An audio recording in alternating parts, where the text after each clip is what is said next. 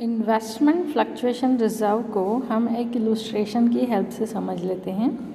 Gaurav, Saurav and Kabir sharing profits and losses in the ratio of 4:3:2 decided to share future profits and losses in the ratio of 2:3:4। है ना, यहाँ clear है कि ये old ratio है इनका, ठीक है, ओल्ड शेयर है, ओल्ड रेशो है इनका, और ये न्यू रेशो है विथ इफेक्ट फ्रॉम 1 अप्रैल 2021। अब यहाँ पर इन्होंने एक बैलेंस शीट का एक्सट्रैक्ट दिया है।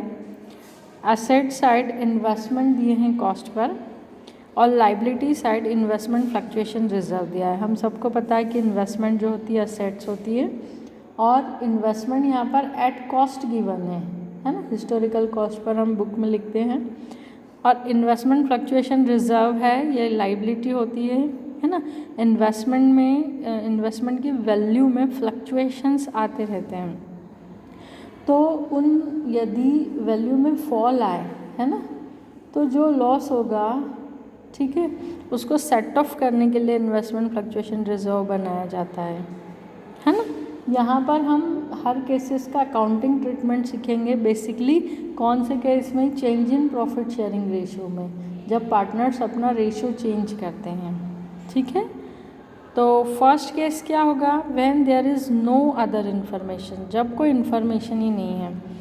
तो ऑब्वियसली जब कोई इन्फॉर्मेशन ही नहीं है, बस आपको गिवन है, ये इतना जरूर गिवन है कि ओल्ड पार्टनर्स का रेशियो गिवन है ना, ओल्ड रेशो गिवन है, न्यू रेशो गिवन है। अब वो क्या अपना रेशो चेंज करना चाहते हैं, बैलेंस शीट में इन्वेस्टमेंट कॉस्ट पे गिवन है, इन्वेस्टमेंट फ्लक्चुएशन रिजर्व है, इतना ज़रूर गिवन है।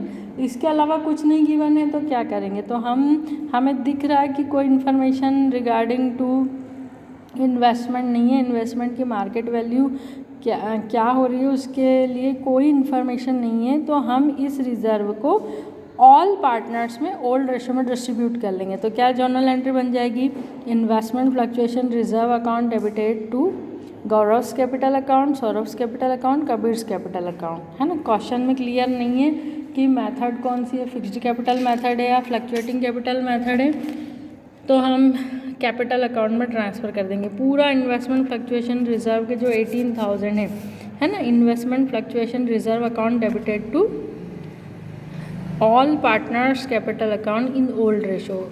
जो ऑल पार्टनर्स हैं, एग्जिस्टिंग पार्टनर्स जो भी हैं, उनके कैपिटल अकाउंट क्रेडिट हो जाएंगे, है ना, कैपिटल अकाउंट क्रेडिट हो जाएंगे ओल्ड रेशो में, ठीक है।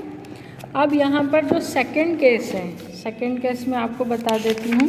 सेकंड केस है when market value of investment is ₹2 lakh, मतलब बुक में भी इसकी वैल्यू जो है 2 लाख है, बुक वैल्यू भी 2 लाख है, या कह लो अभी हम यहाँ पे लिखिए कॉस्ट भी 2 लाख है और मार्केट में इसकी वैल्यू भी 2 लाख है। अब पार्टनर्स अपना रेशो चेंज कर रहे हैं, तो जो ऑलरेडी मेंटेन 18,000 का रिजर्व है वो ऑल पार्टनर्स ओल्ड रेशो में डिस्ट्रीब्यूट कर लेंगे। मतलब सेम जर्नल एंट्री बनेगी, investment fluctuation reserve account debited to कौन है partners, all Gaurav's capital account, Saurav's capital account, Kabir's capital account, और ओल्ड रेशो में डिस्ट्रीब्यूट कर लेंगे। तो ये दोनों केसेस में, जो फर्स्ट 2 केसेस है, इनमें जर्नल एंट्री सेम बनी। फर्स्ट टू केसेस में जर्नल एंट्री सेम बनी। अब थर्ड केस में चेंज आएगा, क्योंकि मार्केट वैल्यू ऑफ इन्वेस्टमेंट 1,91,000 हो गई है, मतलब 2 लाख की बुक वैल्यू है हमारे पास, बुक में कितनी रिकॉर्ड है 2 लाख, और मार्केट में हो गई 1,91,000। इट मीन्स फॉल आया है 9,000 का। तो 9,000 का फॉल जो इन्वेस्टमेंट में आया है, इन्वेस्टमेंट की वैल्यू में, उसको हम किससे सेट ऑफ करेंगे, ये रिजर्व में। ये जो रिजर्व मेंटेन कर रखा है हमने 18,000 का, उसमें से 9,000 को हम जो है सेट ऑफ कर लेंगे। अब 18,000 के रिजर्व में से 9,000 के लॉस को हम सेट ऑफ कर लेंगे जो वैल्यू में फॉल आया है। तो जो रिमेनिंग 9,000 है वो ऑल पार्टनर्स ओल्ड रेशो में डिस्ट्रीब्यूट कर लेंगे। तो जर्नल एंट्री आपको ये याद रखना है कि इन्वेस्टमेंट फ्लक्चुएशन रिजर्व तो डेबिट ही होगा। क्यों डेबिट होगा, क्योंकि इन्वेस्टमेंट फ्लक्चुएशन रिजर्व एक लाइबिलिटी है, लाइबिलिटी डिक्रीज हो रही है, डेबिट होगी, है ना, 18,000 की, और यहाँ पर इनके जो असेट्स है, थर्ड केस कर रहे हैं हम, इन्वेस्टमेंट फ्लक्चुएशन रिजर्व तो डेबिट ही होगा, और इन्वेस्टमेंट की वैल्यू में फॉल आया है 9000 से। इन्वेस्टमेंट असेट्स है, इंक्रीज होगी वैल्यू तो इन्वेस्टमेंट डेबिट होगा, पर डिक्रीज हो रही है तो इन्वेस्टमेंट 9000 से क्रेडिट हो जाएगा। अब 18000 में से 9000 से इन्वेस्टमेंट क्रेडिट हो गया तो बचे 9000 को ऑल पार्टनर्स होल्ड रेशो में डिस्ट्रीब्यूट कर लेंगे, है ना। अब फोर्थ केस क्या कह रहा है कि जो मार्केट वैल्यू 2,18,000 हो गई, 2,18,000 इट मीन्स आपकी बुक वैल्यू 2 लाख है और 2,18,000 it means more than book value मतलब रिजर्व में तो कोई इफेक्ट नहीं आएगा, पूरा का पूरा रिजर्व पार्टनर्स डिस्ट्रीब्यूट करेंगे, और ये जो 18,000 मोर है ये भी पार्टनर्स को मिलेंगे।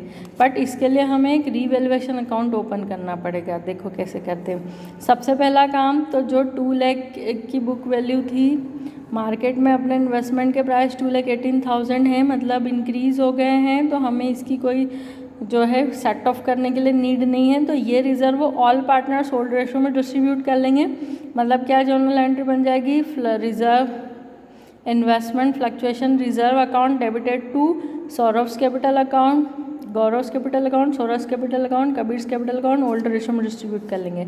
अब जो ये 18,000 से वैल्यू इंक्रीज हुई है, ये क्या है, इन्वेस्टमेंट असेट्स होती है, इंक्रीज हो रही है, इन्वेस्टमेंट इंक्रीज हो रहे हैं तो इन्वेस्टमेंट असेट्स इंक्रीज होती है तो डेबिट में, तो investment account debited to revaluation account credit हो जाएगा।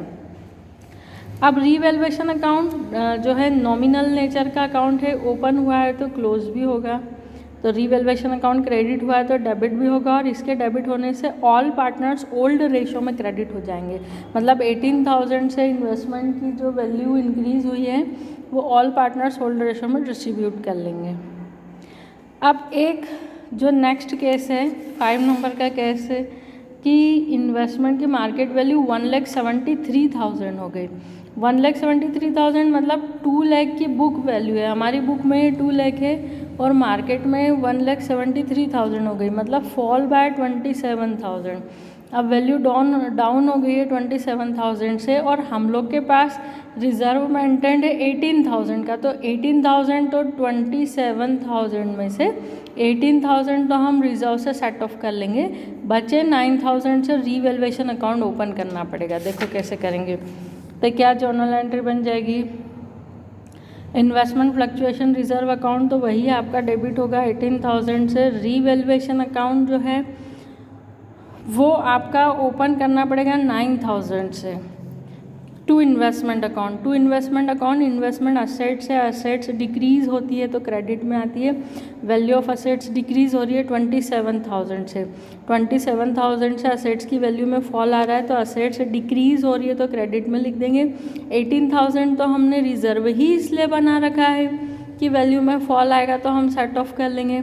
बचे 9,000 से हमने एक रीवैल्यूएशन अकाउंट ओपन करा, ये एक नॉमिनल अकाउंट है जिसको ओपन करा है तो डेबिट होगा, और अब इसको क्लोज कर देंगे तो क्रेडिट हो जाएगा। तो यदि रीवैल्यूएशन अकाउंट क्रेडिट हो रहा है तो सारे पार्टनर्स डेबिट होंगे। इट मीन्स जो ये 9,000 का लॉस एक्स्ट्रा है, 27,000 में से 18,000 तो हमने इन्वेस्टमेंट फ्लक्चुएशन रिजर्व से ट्रांसफ़र कर लिए, बचे हुए 9,000 को पार्टनर्स बियर करेंगे, तो इससे पार्टनर्स कैपिटल अकाउंट डेबिट हो जाएगा।